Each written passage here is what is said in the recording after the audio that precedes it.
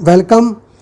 आज का हमारा टॉपिक है अक्षांश और देशांतर रेखाएं, latitude and longitude lines. Globe के ऊपर बहुत सी रेखाएं होती है, रेखाओं का जाल होता है। उन रेखाओं को अक्षांश और देशांतर रेखाएं कहा जाता है। अक्षांश और देशांतर रेखाओं के क्या कार्य होते हैं, ये रेखाएं ग्लोब पर क्यों होती है, और ये रेखाएं, इनमें से मुख्य रेखाएं किन किन देशों से होकर, किन किन महाद्वीप से होकर गुजरती है, इन सब का अध्ययन करेंगे और समय का निर्धारण भी किस प्रकार होता है।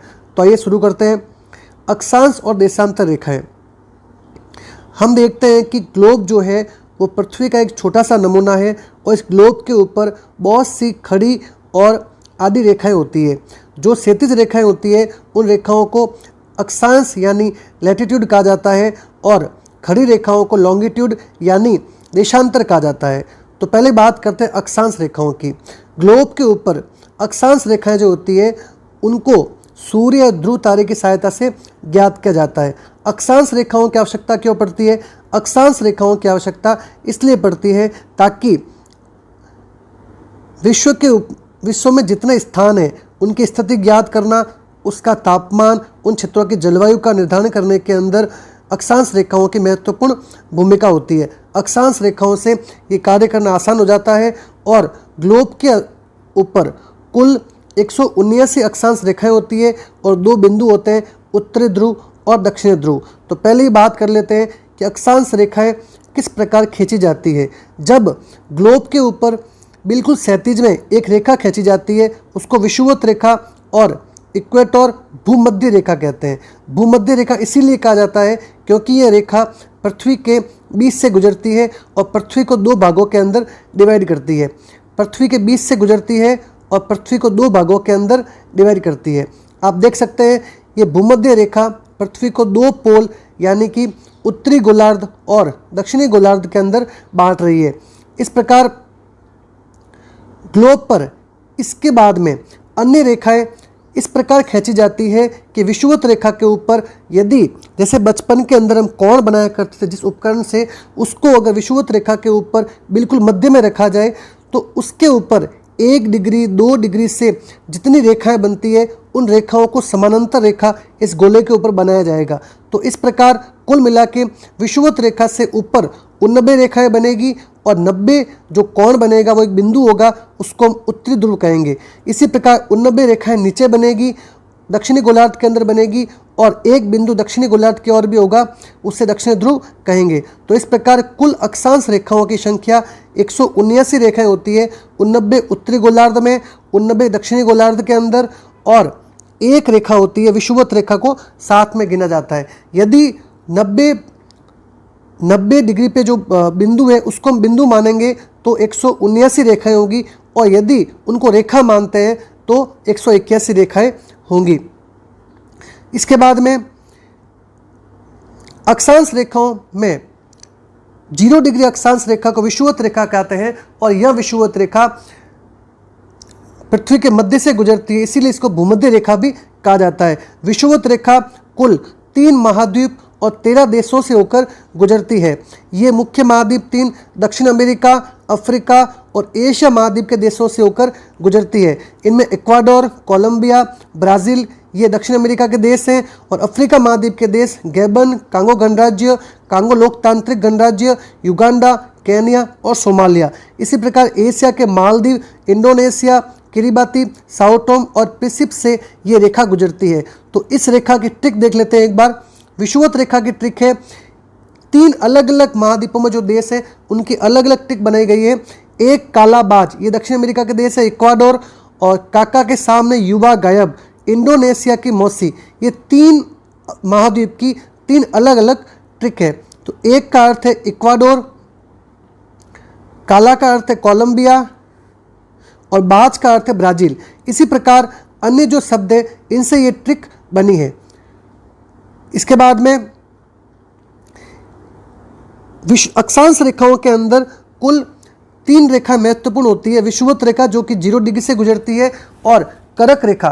करक रेखा उत्तरी गोलार्ध के अंदर 23.5 डिग्री पर जो रेखा गुजरती है उसको करक रेखा कहा जाता है और इसी प्रकार दक्षिणी गोलार्ध के अंदर 23.5 डिग्री पर जो रेखा गुजरती है उस रेखा को मकर रेखा कहा जाता है।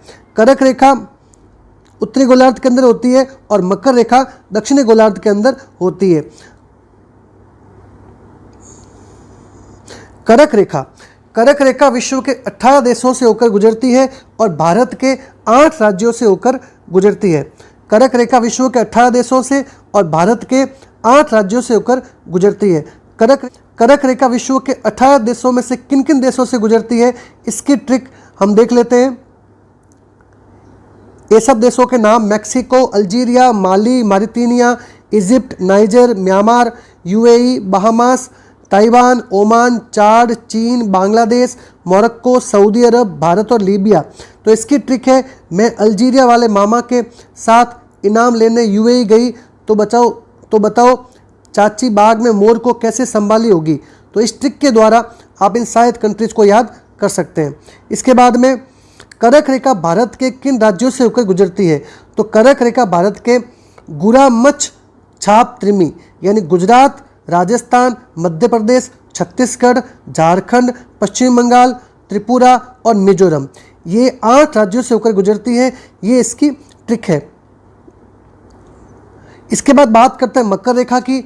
मकर रेखा विश्व के 3 महाद्वीप और 10 देशों से होकर गुजरती है। अब मकर रेखा की ट्रिक की बात कर लेते हैं। मकर रेखा Brazil, Paraguay, Argentina, Chile, Australia, Madagascar, Mozambique, दक्षिण अफ्रीका, बोत्सवाना, नामीबिया से होकर गुजरती है। तो इसकी ट्रिक इस प्रकार की है। अर्ज है कि बोत्सवाना एवं दक्षिण अफ्रीका आना और मोजे में चिप डालकर ब्राज़ील ले जाना। तो इससे शब्दों का मिलान करके आप इस ट्रिक को याद कर सकते हैं। अब इसके बाद बात कर लेते हैं, अफ्रीका एक ऐसा महाद्वीप है जहाँ से तीनों रेखाएं गुजरती है, करक रेखा, भूमध्य रेखा और मकर रेखा। ये तीनों रेखाएं अफ्रीका महाद्वीप से होकर गुजरती है।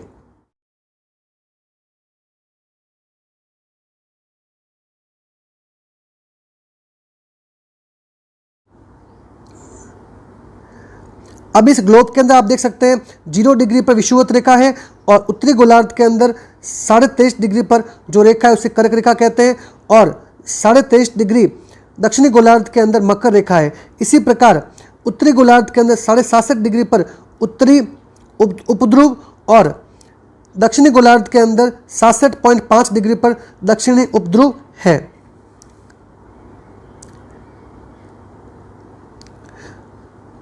अब बात कर लेते हैं उत्तरी ध्रुव और दक्षिणी ध्रुव की।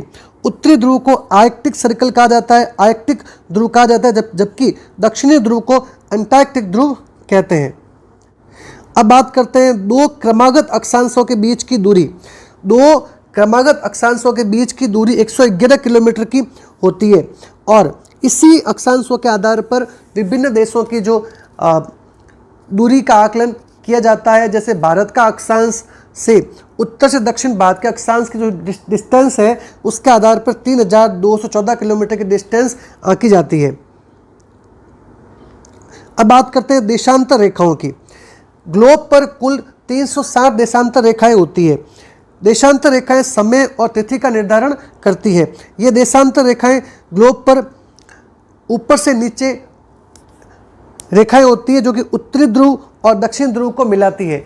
ये रेखाएं एक दूसरे के समानांतर नहीं होती, लेकिन ये रेखाएं लंबाई में समान होती है लेकिन एक दूसरे के समानांतर नहीं होती है।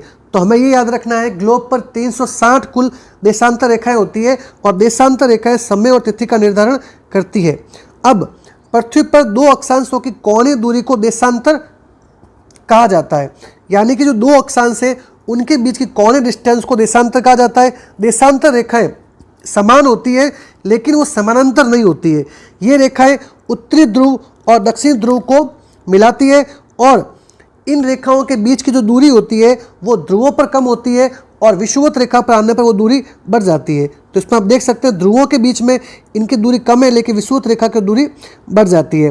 इसके बाद में 2 क्रमागत देशांतरों के बीच की दूरी 111.32 किलोमीटर की होती है और 2 क्रमागत अक्षांश के, इसमें गलत लिखा हुआ है, 2 क्रमागत देशांतर के बीच की दूरी 111.32 किलोमीटर की होती है और 2 क्रमागत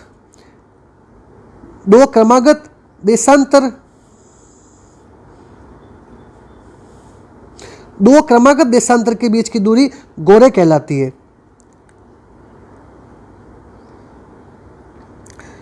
जीरो डिग्री देशांतर को हम ग्रीनविच मीन टाइम कहते हैं और ये जीरो डिग्री देशांतर जो है वो लंदन के ग्रीनविच शहर से एक जीरो डिग्री रेखा खींची गई है। इसी रेखा के आधार पर अन्य देशांतर रेखाएं खींची गई है।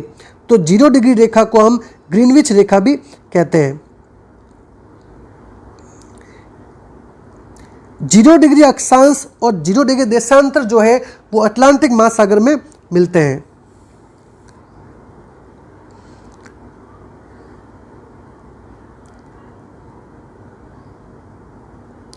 अब जीरो डिग्री रेखा जो है ग्रीनविच रेखा, ये किन किन देशों से होकर गुजरती है, इसकी भी एक ट्रिक है, गेट मी बीएसएफ। इसकी ट्रिक है गेट मी बीएसएफ। जी यानी घाना, ए यानी अल्जीरिया, टी यानी टोगो, एम यानी माली, ई यानी इंग्लैंड, बी यानी बुर्किना फासो और एस यानी स्पेन, एफ यानी फ्रांस। तो गेट मी बीएसएफ ये इन ग्रीनविच किन किन देशों से निकलती है, इसकी एक ट्रिक है। इसके बाद में जीरो डिग्री रेखा जो है ग्रीनविच रेखा, जिस प्रकार विषुवत रेखा पृथ्वी को उत्तरी गोलार्ध और दक्षिणी गोलार्ध के अंदर बांटती है, उसी प्रकार जीरो डिग्री देशांतर रेखा जो है वो पृथ्वी को पूर्वी देशांतर और पश्चिमी देशांतर के अंदर बांटती है। अब पृथ्वी पर समय की गणना किस प्रकार से होती है, हम जानते हैं कि पृथ्वी 24 घंटे में सूर्य का 24 घंटे में अपने दूरी पर एक चक्कर लगाती है। इसके कारण से पृथ्वी 24 घंटे में 360 डिग्री घूमती है। तो पृथ्वी 24 घंटे में 360 डिग्री घूमती है, तो पृथ्वी 1 घंटे के अंदर 15 डिग्री घूमेगी। इसी प्रकार यदि 15 डिग्री घूमने पृथ्वी को 1 घंटा अर्थात 60 मिनट का समय लगता है, तो इसलिए पृथ्वी को 1 डिग्री घूमने में 4 मिनट का समय लगेगा। अर्थात अब भारत का मानक समय 82.30 डिग्री रेखा देशांतर रेखा जो है वो नैनी इलाहाबाद के निकट से होकर गुजरती है। और यह रेखा किन किन राज्यों से होकर गुजरती है, इसकी भी एक ट्रिक है, यूपी, एमपी, छत्तीसगढ़, एपी अर्थात उत्तर प्रदेश, मध्य प्रदेश, छत्तीसगढ़, उड़ीसा और आंध्र प्रदेश, इन 5 राज्यों से भारत की मानक समय रेखा गुजरती है। और यह रेखा ग्रीनविच से 5.5 घंटे आगे है। 5.5 घंटे किस प्रकार हम इसकी गणना करेंगे कि ग्रीनविच 0 डिग्री पर है और 82.30 डिग्री भारत का देशांतर है। यदि 82.30 को हम 4 मिनट से गुणा करते हैं तो 330 मिनट आते हैं। 330 को घंटों में डिवाइड करने पर 5 घंटे 30 मिनट आते हैं। अर्थात भारत का समय जो है वो ग्रीनविच से 5.5 घंटे आगे रहता है। आगे इसलिए रहता है क्योंकि पृथ्वी पश्चिम से पूर्व की ओर घूमती है और इसके आधार पर भारत का जो हिस्सा है वो सूर्य के आगे ग्रीनविच से पहले आएगा। इसके आधार पर भारत का समय ग्रीनविच से 5.5 घंटे आगे रहेगा। इस प्रकार 0 डिग्री ग्रीनविच रेखा से पूर्व की ओर जाने पर समय बढ़ता है और पश्चिम की ओर जाने पर समय घटता है। इसको अब याद रखिए, 0 डिग्री जो ग्रीनविच रेखा है उससे पूर्व की ओर जाने पर समय बढ़ेगा और पश्चिम की ओर जाने पर समय घटेगा। अब बात करते हैं तिथि रेखा किस प्रकार से निर्धारित की जाती है। अंतरराष्ट्रीय तिथि रेखा, जिस प्रकार 0 डिग्री रेखा को ग्रीनविच रेखा से समय का निर्धारण किया जाता है, उस प्रकार 180 डिग्री रेखा से तिथि का निर्धारण किया जाता है। और 180 डिग्री रेखा अंतरराष्ट्रीय तिथि रेखा जो है उसका निर्धारण 1884 के अंदर वाशिंगटन डीसी के अंदर बैठक हुई थी, उसके आधार पर इस रेखा का निर्धारण किया गया था। यह रेखा 3 स्तर पर अपने स्थान से विचलित होती है और ये इसलिए होती है ताकि एक ही देश के अंदर अलग अलग तिथि ना हो, इसीलिए इसे 3 स्थान से विचलित किया गया है। इसका कारण ये है। तो अंतर्राष्ट्रीय तिथि रेखा जो है वो तिथि का निर्धारण करती है और हमें ये याद रखना है कि 180 डिग्री देशांतर रेखा को अंतर्राष्ट्रीय तिथि रेखा कहा जाता है। और इस रेखा से पूर्व की ओर जाने पर, जिस प्रकार ग्रीनविच से पूर्व की ओर जाने पर समय बढ़ता था, इस रेखा से पूर्व की ओर जाने पर एक तिथि घटती है। इस रेखा से पूर्व की ओर जाने पर एक तिथि घटेगी, यानी कि एक दिन घटेगा। तो आप देख सकते हैं ग्रीनविच से पूर्व की ओर जाने पर समय बढ़ता है, जबकि अंतर्राष्ट्रीय तिथि रेखा से पूर्व की ओर जाने पर एक दिवस घटता है।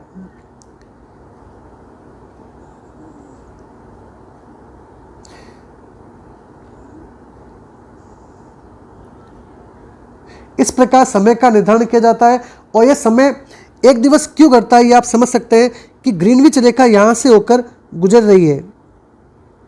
ग्रीनविच रेखा यहाँ से होकर गुजर रही है और इसके आगे पूर्व में, ये इसका पूर्व भाग है तो इसका समय बढ़ेगा और भारत यहाँ है तो इसका समय 5.5 घंटे आगे रहेगा।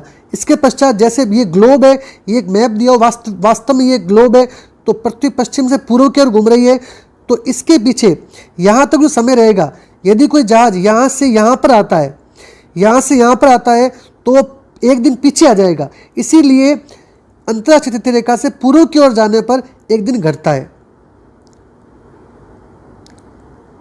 अब पृथ्वी को तापमान के आधार पर कई कटिबंधों के अंदर डिवाइड किया गया है।